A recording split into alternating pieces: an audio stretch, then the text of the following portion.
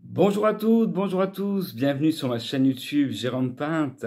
Je suis ravi de vous retrouver après plusieurs mois d'absence, en tout cas dans la série Le chemin vers Dieu, que nous allons reprendre, que je vais reprendre aujourd'hui, en vous parlant d'un sujet majeur dans notre vie de chrétien, c'est la scène, la Sainte Seine exactement.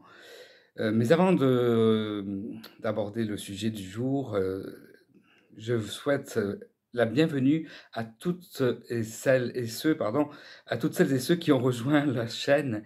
J'en suis très heureux, très ému et n'hésitez pas encore une fois à la partager et à la propager, non pas pour ma gloire personnelle, parce que ce n'est pas, vous le savez, pour notre gloire que nous agissons, c'est pour le royaume des cieux et pour notre Père, la gloire de notre Père céleste qui est Dieu unique, le Dieu vivant qui fait encore des miracles et depuis toute éternité. Il agit vraiment puissamment. Puissamment. Je tiens à préciser dans cette vidéo, encore une fois, que je n'appartiens à aucune religion, car les religions n'ont pas été créées par Dieu.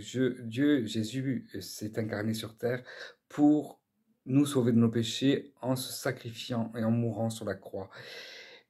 Et il est venu pour rétablir la relation avec Dieu, justement, notre relation entre lui, entre le Père et nous-mêmes. C'est uniquement cela pour notre salut. Nous avons vu dans cette série Le chemin vers Dieu, l'importance justement de croire en Dieu, de l'existence de Dieu, le Dieu le Père Tout-Puissant. Nous avons vu l'importance de la proclamation de la foi, de reconnaître Jésus comme notre Seigneur et Sauveur. Nous avons vu l'importance de la repentance, c'est-à-dire de demander pardon à Dieu pour nos péchés, chose que nous faisons quotidiennement, car nous sommes pécheurs et nous resterons pécheurs.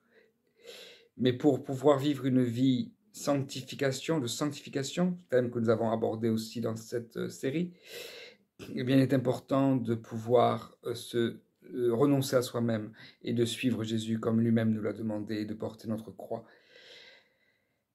Et donc, nous avons vu également le baptême, évidemment, le baptême, la prière, comment prier. Je prie, mais je n'obtiens pas ce que je veux. Pourquoi? Parce que nous prions mal, juste dans l'intérêt d'assouvir nos passions, comme c'est écrit dans la parole de Dieu, Jacques. Justement, la parole de Dieu, la parole vivante, qui nous apporte beaucoup de choses, qui nous guérit, qui nous conduit, c'est une parole de vérité. Ce n'est non seulement c'est pas qu'un livre, c'est pas un livre, c'est une lettre d'amour, véritablement pour nous, hommes et femmes vivants, qui devenons par la suite chrétiens, mais chrétiens non pas en appartenant à une religion, mais en suivant les pas de Jésus, uniquement cela. Donc aujourd'hui, nous allons aborder le thème de la Sainte Seine. Qu'est-ce que c'est que la Sainte Seine? C'est le dernier repas que Jésus a pris avec ses disciples avant son jugement, avant sa crucifixion. Il a pris, rappelez-vous, avec les 12, c'est à ce moment-là qu'il a dit voilà, que la personne qui allait le trahir serait Judas, en trempant le pain en même temps que lui dans l'assiette. Et donc, Jésus, donc, lors de ce dernier repas, je vais vous lire un passage dans 1 Corinthiens, chapitre 11, versets 23 à 31. En effet, j'ai reçu du Seigneur ce que je vous ai transmis. Donc là, c'est plus Jésus qui parle, c'est l'apôtre Paul, Saul de Tarse, qui s'est converti suite à son appel qu'il a reçu sur le chemin de Damas. Le Seigneur Jésus, la nuit où il a été arrêté, a pris du pain. Après avoir remercié Dieu, il a rompu et a dit, « Prenez, mangez. Ceci est mon corps qui est rompu pour vous. Faites ceci en mémoire de moi. » De même, après le repas, il a pris la coupe et a dit, « Cette coupe est la nouvelle alliance en mon sang. Faites ceci en souvenir de moi toutes les fois que vous en boirez. En effet, toutes les fois que vous en mangez ce pain et que vous buvez cette coupe, vous annoncez la mort du Seigneur jusqu'à ce qu'il vienne. C'est pourquoi celui qui mange ce pain ou boit la coupe du Seigneur indignement sera coupable envers le corps et le sang du Seigneur. Que chacun donc s'examine lui-même, et qu'ainsi il mange du pain et boive de la coupe, car celui qui mange et boit indignement, sans discerner le corps du Seigneur, mange et boit un jugement contre lui-même. C'est pour cela qu'il y a parmi vous beaucoup d'infirmes, de malades, et que plusieurs sont morts. Si nous nous examinions nous-mêmes, nous ne serions pas jugés.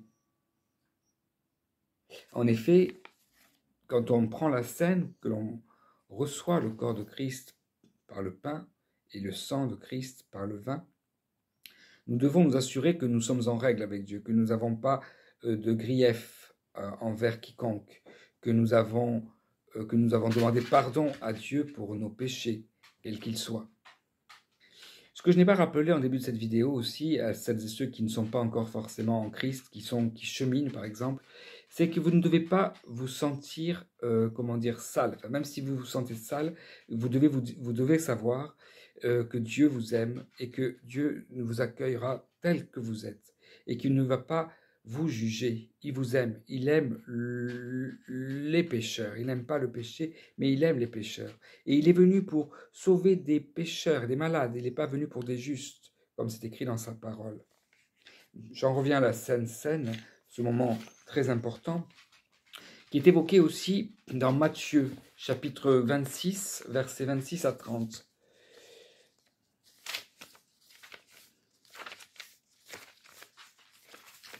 Donc c'est à la fin du livre, parce qu'il y a 28 chapitres dans Matthieu, et donc versets 26 à 30. Pendant qu'il mangeait, Jésus prit du pain, et après avoir prononcé une bénédiction, il le rompit et le donna aux disciples et dit, « Prenez, mangez, ceci est mon corps. » Il prit ensuite la coupe, et après avoir rendu grâce, il la leur donna en disant, « Buvez-en tous, car ceci est mon sang, le sang de la nouvelle alliance, qui est répandu pour une multitude pour le pardon des péchés. Je vous le dis, je ne boirai plus désormais de ce fruit de la vigne, jusqu'au jour où je le boirai nouveau avec vous dans le royaume de mon Père. » Mais nous, en mémoire de notre Père, nous continuons de nous rappeler ce moment-là et nous buvons la Sainte Seine, la Sainte Communion, comme c'est écrit aussi dans 1 Corinthiens, chapitre 5, versets 7 à 8. Le passage précédent, au tout début de la vidéo, que je vous ai lu, je ne sais pas si je vous l'ai dit, c'est 1 Corinthiens, chapitre 11, versets 23 à 31. Purifiez-vous donc du vieux levain, afin d'être une pâte nouvelle, puisque vous êtes sans levain. En effet, Christ, notre agneau pascal, a été sacrifié pour nous. Célébrons donc la fête, non avec du vieux levain, le levain du mal et de la méchanceté, mais avec les pains sans levain de la pureté et de la vérité. Comme on l'a déjà mentionné, effectivement, la scène est un souper de rappel de Jésus. Nous lisons ensuite, il prit du pain et après avoir remercié Dieu, donc ça je le répète, mais on le trouve aussi dans Luc chapitre 22 verset 19, il le rompit et leur donna en disant, « Ceci est mon corps qui est donné pour vous. Faites ceci en souvenir de moi. » Ce n'est pas comme si nous n'obtenions le pardon des péchés par la scène. Au contraire, il faut avoir reçu le pardon des péchés pour pouvoir y participer. Cela est évident par rapport au verset cité. Purifiez-vous donc du vieux levain afin d'être une pâte nouvelle, puisque vous êtes sans levain. En effet, Christ, notre agneau pascal, a été sacrifié pour nous, je répète. Célébrons donc la fête, non avec du vieux levain, le levain du mal et de la méchanceté, mais avec les pains sans levain de la pureté et de la vérité. La scène vient du souper de la Pâque, ou peut-être plus exact, Jésus l'a instauré après la Pâque, comme c'est écrit dans Luc chapitre 22. Voilà, dans la scène, nous devons nous rappeler du sacrifice saint de notre Seigneur. C'est pour cela que le Seigneur veut que nous le respections en tant que tel. Nous devons et nous voulons nous réunir pour la bénédiction et non pour la malédiction. Voilà, donc très important quand on prend la Sainte Seine, effectivement, de ne pas la prendre si on n'est pas en règle avec Dieu. Voilà. Eh bien, écoutez, je vous souhaite une belle journée. D'ailleurs, hier, c'était la Pentecôte. Aujourd'hui, nous sommes le lundi de Pentecôte. et je vous souhaite une belle journée en la présence de notre Seigneur, de notre Père Céleste. Si vous avez des questions, n'hésitez pas à me contacter sur les réseaux. Je suis sur plusieurs réseaux. Voilà. Eh bien, soyez bénis abondamment. N'hésitez pas à vous abonner à ma chaîne YouTube encore, à partager ces vidéos. Et gloire à Dieu. Eh bien, pour terminer, soyez bénis. Au revoir.